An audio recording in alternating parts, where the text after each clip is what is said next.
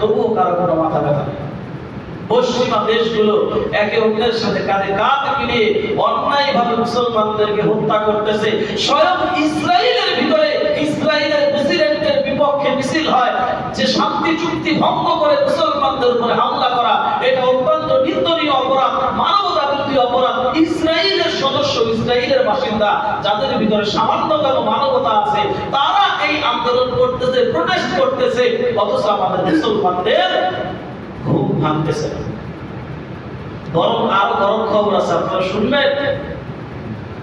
তুরস্কের ভিতরে লাখো লাখো মুসলমান রাস্তায় নেমে এসেছে এই গণহত্যার প্রতিবাদ করার জন্য।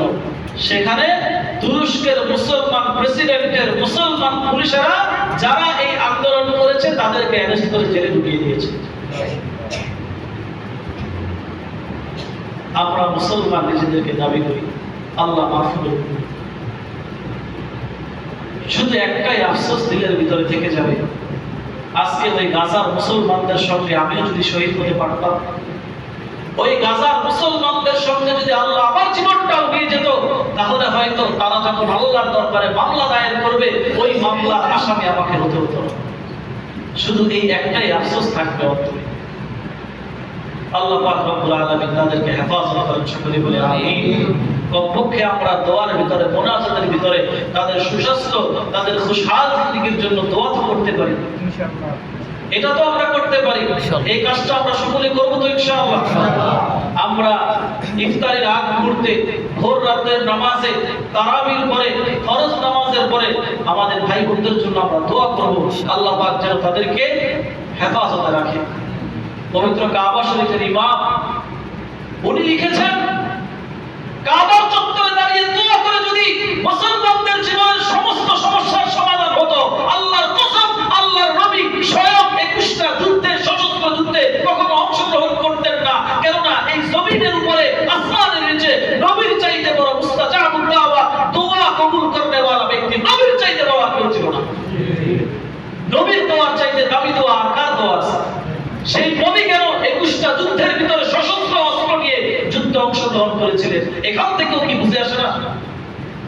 শুধু দোয়ার দ্বারা কাজ হয় না, দাওয়াও প্রয়োজন হয়। আপনার অসুখ হয়েছে, টিউমার হয়েছে, ফোড়া হয়েছে, আপনি সারাদিন বসে বসে দোয়া করলে আপনার ফোড়া ভালো হবে? এখানে অপারেশনের দরকার রয়েছে, ছুরি কেচির দরকার রয়েছে, এখানে সুই সুতার দরকার রয়েছে, তারপরে আপনার এই ঘাও ভালো হবে অপারেশন করার পরে। ঠিক তেমনি ভাবে সমাজের ক্যান্সার যারা মানবতার দুশ্মন, যারা মুসলমান দেশ জাতির দুশ্মন, ওদেরকে অপারেশন করতে হয়, ওদেরকে কেটে কুচি কুচি করে দুনিয়ার জমিন থেকে বিদায় করতে হয়, তবেই মানবতা নামক শরীরটা সুস্থ হয়। ঠিক কিনা?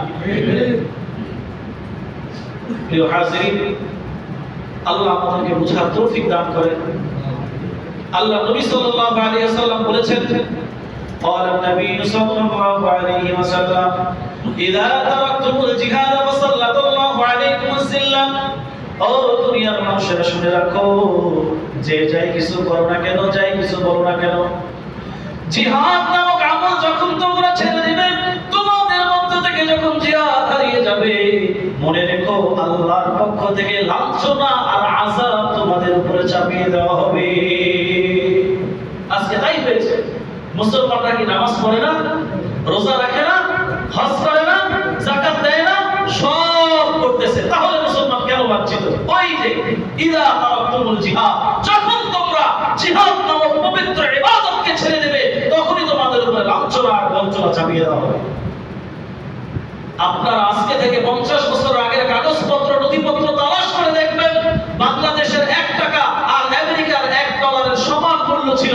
তাহলে আজকে কেন আমেরিকার ডলারের এত দাম, বাংলাদেশি টাকার দাম এত কম?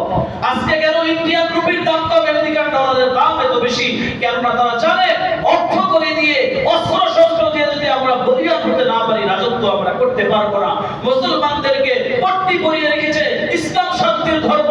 সুতরাং তোমরা শান্তশিষ্টভাবে নামাজ পড়ো, রোজা রাখো, হজ করো, যাকাত দাও, যা মনে চায় করো, কিন্তু জিহাদের নাম নিও না। জিহাদের নাম নিলেই তুমি জঙ্গি, জিহাদের নাম নিলেই তুমি মৌলবাদী। ঠিক কিনা বলেন?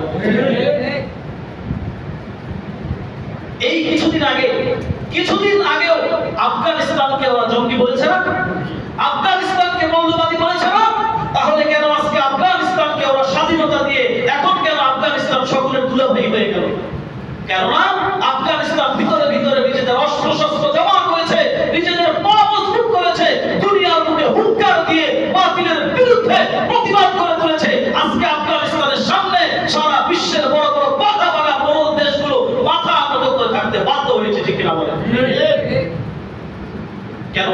কি আছে? অস্ত্রের জোর আছে। আমেরিকার মতো একটা উন্নত দেশ, এই কথা আমি আরো আগেও বলেছি, 22 থেকে 25 লক্ষ পরিবার রাতে না খেয়ে ঘুমায় আমেরিকার মতো উন্নত দেশে, ওই দেশের সিটিজেন। অথচ এই সরকারি ট্যাক্সের টাকা দিয়ে তারা অস্ত্র শস্ত্র গোলা বারুদ কিনে তাদের খাজানাগুলো ভরে রাখতেছে। কেন? সৌদি আরব থেকে এত পরিমাণ তেল ওরা ক্রয় করেছে, আগামী 200 বছর পর্যন্ত আমেরিকাতে কখনো তেলের ঘাটতি হবে না। কেননা আমেরিকা জানে যখন গ্লোবাল ওয়ার শুরু হবে, যখন বিশ্বব্যাপী যুদ্ধ শুরু হবে, তখন আমাদের জ্বালানির প্রয়োজন হবে। আর সকল জ্বালানির উৎস হলো মুসলমান দেশগুলো। যখনই মুসলমানদের সঙ্গে আমাদের দ্বন্দ্ব হয়ে যাবে, আমাদেরকে এক ফোঁটা তেল ওরা দিবে না, আমরা চলবো কোত্থেকে? এই কারণে ওদের মেয়ে দিয়ে, মহিলা দিয়ে, নর্তকী দিয়ে, ডলার দিয়ে, স্বর্ণের বার দিয়ে, যে কোনো কিছুর বিনিময়ে হলেও 200 বছর চলতে পারে এই পরিমাণ তেল ওরা মজুত করে রেখে দিয়েছে। মুসলমানদের কিসের ভয়? সারা বিশ্ব চলে কয়েকটা জিনিসের উপরে, একটা হলো পানি, আরেকটা হলো তেল, আরেকটা হলো রাবার। এই সকল কিছুর মজুদ মুসলমান দেশগুলোতে। তাহলে কিসের ভয় মুসলমানদের? ওদের সঙ্গে কিসের এত সম্পর্ক, কিসের এত বেহায়াপনা, কাফের মুশরিকদের সঙ্গে কিসের এত ভালোবাসা? তোমার মেয়েকে, তোমার বোনকে, তোমার স্ত্রীকে যখন ঘর থেকে টেনে নিয়ে তোমার সামনে তাদেরকে বিভস্ম করে ধ্বংসন করা হবে, সেদিন বুঝবে এই ভালোবাসার কুফল কত ভয়ঙ্কর। আজকে আরেকজনের মেয়েকে নিয়ে যাচ্ছে, তো আরেকজনের বোনকে নিয়ে যাচ্ছে, তুমি বুঝতেছো না আরেকজনের সন্তানের বুকটা চিরে কলিজাটা বের করে ফেলছে, তুমি বুঝতেছো না যেদিন তোমার সন্তানের কলিজাটা তোমার সামনে ছেড়া হবে মুসলমান, তুমি সেদিন বুঝবে ফিলিস্তিনি মায়ের আত্মবাদের দাম কত, ফিলিস্তিনি ওই শিশুর কথার দাম কত, যে বলেছিল আমি আল্লাহর কাছে ফরিয়াদ করে সব কিছু বলে দিব। আল্লাহ মুসলমানরা খেয়েছে, পড়েছে, দামি দামি গাড়িতে চলেছে, কিন্তু আমরা রক্তাক্ত অবস্থায়, আমরা ক্ষুধার্ত অবস্থায় ফিলিস্তিনি জীবন যাপন করেছে, আমাদের খবর তারা নেয় নাই। এই বিচার আমি আল্লাহর দরবারে দিব। তুমি কি জানো ওই ছোট বাচ্চার এই কথাটার কত ওজন?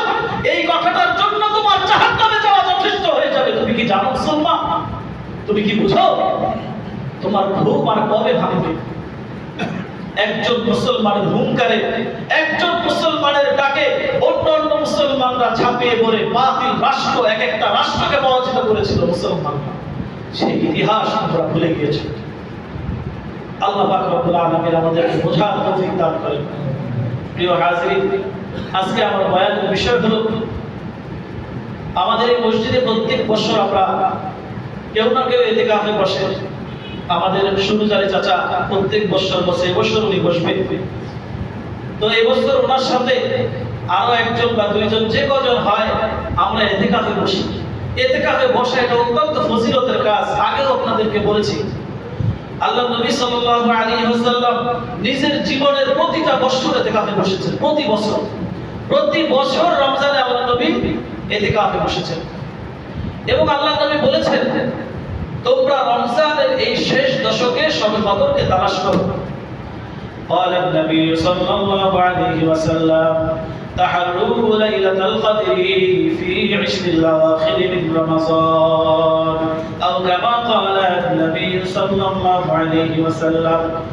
নবীজি সাল্লাল্লাহু আলাইহি ওয়াসাল্লাম নিজের জীবনের প্রতিটা বছরের রমজানের শেষ দশকে ইতিকাফে বসেছেন এবং উম্মতদেরকে এই আদেশ দিয়েছেন, রমজানের শেষ দশকে বেজর রাত্রিগুলোতে তোমরা শবে কদরকে তালাশ করো। ও মুসলমানরা শুনে রাখো, জেনে রাখো, বুঝে নাও, রমজানের শেষ দশকে যারা ইতিকাফে বসবে, আর কিছু হোক আর না হোক, এটা তো নিশ্চিত ওই ব্যক্তিটা শবে কদর পেয়ে যাবে। এটা তো নিশ্চিত। রমজানের শেষ দশকে যে ইতিকাফে বসবে, সে যদি কোনো আমল নাও করে, জাস্ট শুধু ওযু করে মসজিদে বসে থাকলো, নামাজের সময় নামাজ পড়লো, ঘুমানোর সময় ঘুমালো, এতটুকু কাজ যদি কেউ করতে পারে, তাহলে কি পেল? সে শবে কদর নিশ্চিত পেল। কোনো এক রাতে তো শবে কদর হয়েই যাবে। আর কোন ব্যক্তি, হাদিসে আছে, কোন ব্যক্তি যদি ইশারের নামাজ জামাতের সহিত আদায় করে, ফজরের নামাজটাও আবার